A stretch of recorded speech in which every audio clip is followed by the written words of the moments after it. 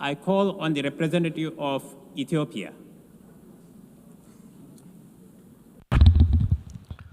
Mr. President, we ask for the floor in the exercise of the right of reply to the statement made by the Egyptian delegate against my country, Ethiopia. The unfounded claims we heard here today are also communicated to the Security Council.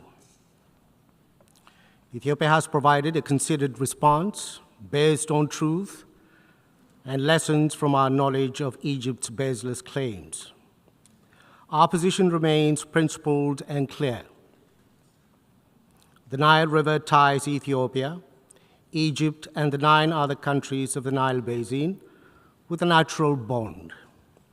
Ethiopia has taken all steps to preserve this bond. The contrast between Ethiopia's long-standing policy of cooperation and Egypt's continued hostility is starkly clear. Ethiopia abides by the international law principle of equitable and reasonable utilization in its use of the Nile River. Egypt, on the other hand, is invested in imposing what it calls its historic right.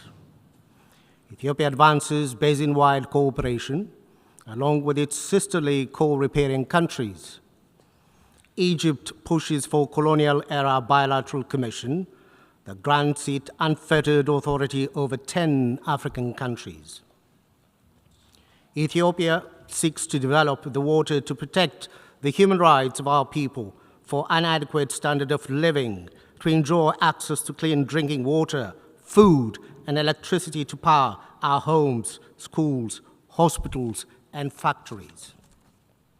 Egypt insists on denying them these necessities of life by a perpetual colonial status as a desert farm, to use its own terms, and I quote, oasis for development, end of quote.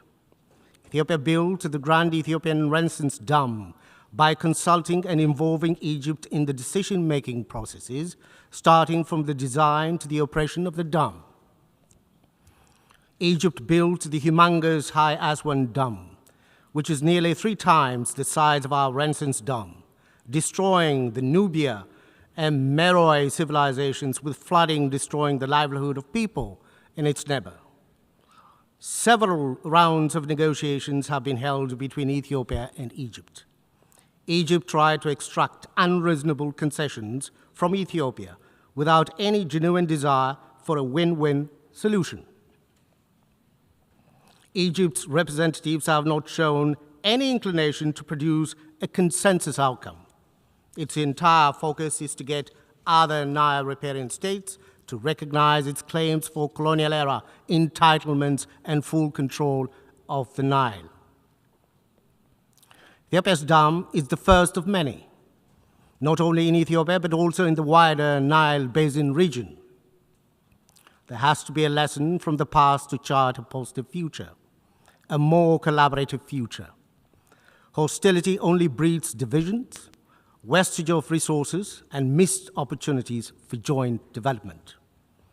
Ethiopia has redoubled its efforts to ensure regional peace and security, shoulder to shoulder with its neighbors to restore peace, advance integration, and economic development, and in the fight against terrorism.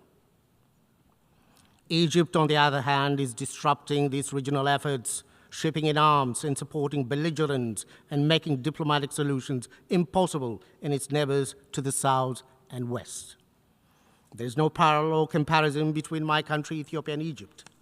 Our determination to forge cooperation emanates from the just nature of our cause and action. It's influenced by the timeless bond and shared future we enjoy with our neighbors. When we exchange this word in this August Assembly, it is only because we are compelled to do so. Egypt's attempt to internationalize one hydroelectric dam, one African river, is only another case of exploiting this platform for narrow political purposes and a cover-up for national and regional preoccupations.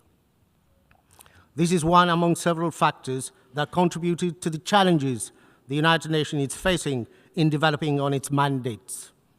We thus encourage Egypt to play a constructive role in building a future of shared prosperity I thank you, Mr. President.